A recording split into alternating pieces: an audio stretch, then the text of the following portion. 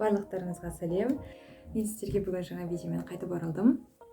Бүгінгі видеода өздеріңіз байқап тұрғандай сурет салатын боламыз. Және де мен суретті қатты жақсы саламын деп айта алмаймын, бірақ та бос уақытымда сурет салғанды жақсы көремін. Және де бүгін өздеріңіз көретін боласыздар.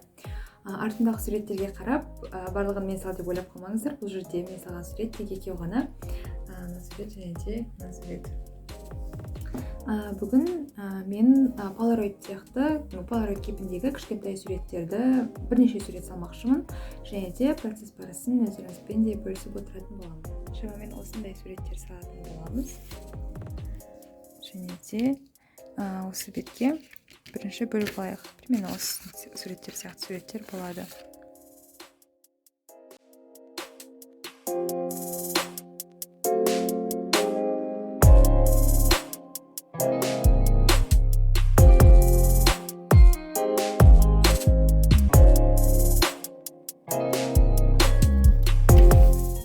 Сияқты болады. Мен мына екі суретті өзім салған болатын, бірақ та онша жақсы шықпады. Пойдет.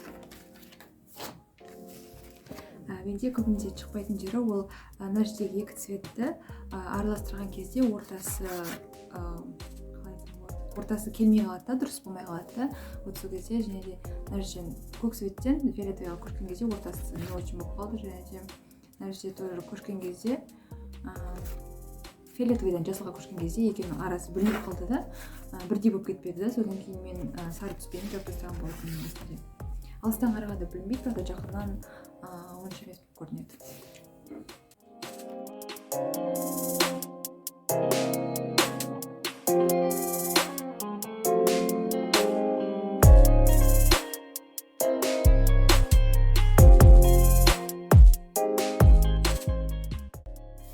Мен негізінде жан-жағын ештеңе жапсырмаймын былай. Суреттер сала беремін да, мына сияқты қылып ештеңе шығармай. Но осы жолы именно мына сияқты сырттарына ештеңе шықпас үшін, әдемі болып көріну үшін осылай жапсырып көрейін деп жатырмын. Онша қызық жабысып қалыпты.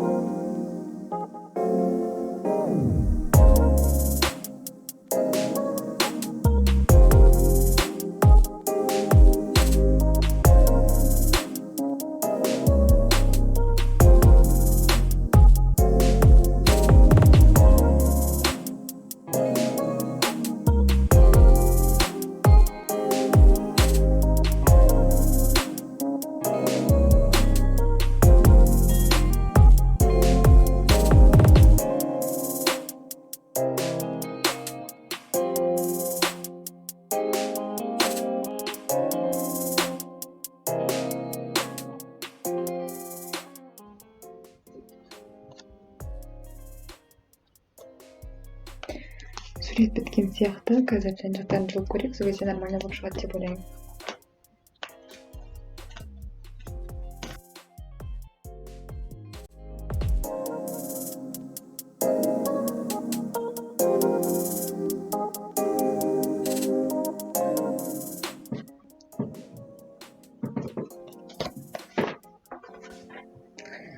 Окей, келесі тағы бір суретті байқап көрейік.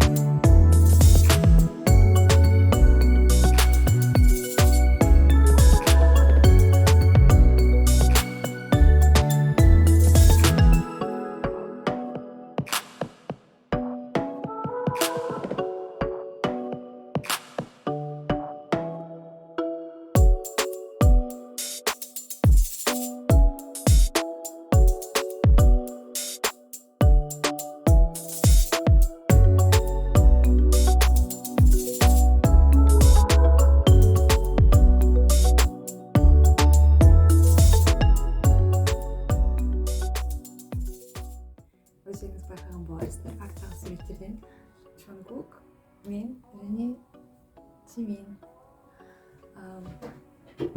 Бұл жерде Чонгук пен менің суретімде маған сыйлық сатып берген болатын. Қателеспесем, 1-2 жыл бұрын маған сыйлаған болатын. Осы суреттерді салып, өзіме өте қатты ұнады. Және де Jiminнің суретінде сыйлық салған, бірақ та бұл өзінікі, ал бұл екеуі маған сыйлыққа берген болатын.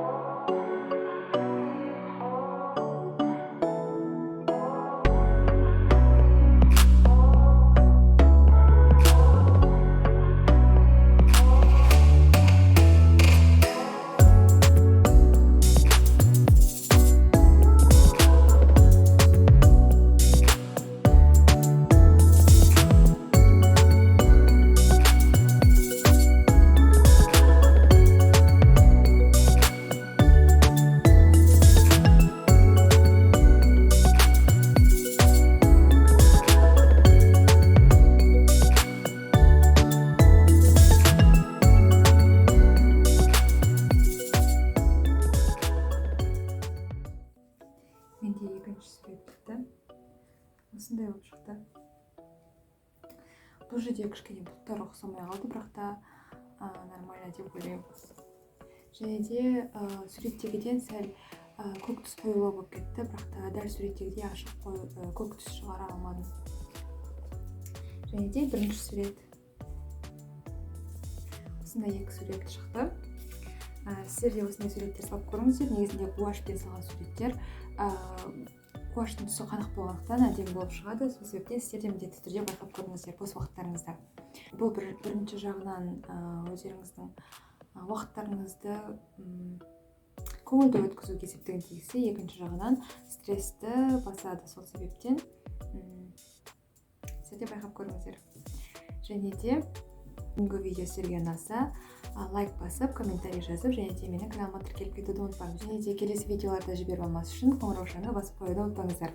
Сіздермен бірге болған мен Арипинки. Келесі видеода кездескенше.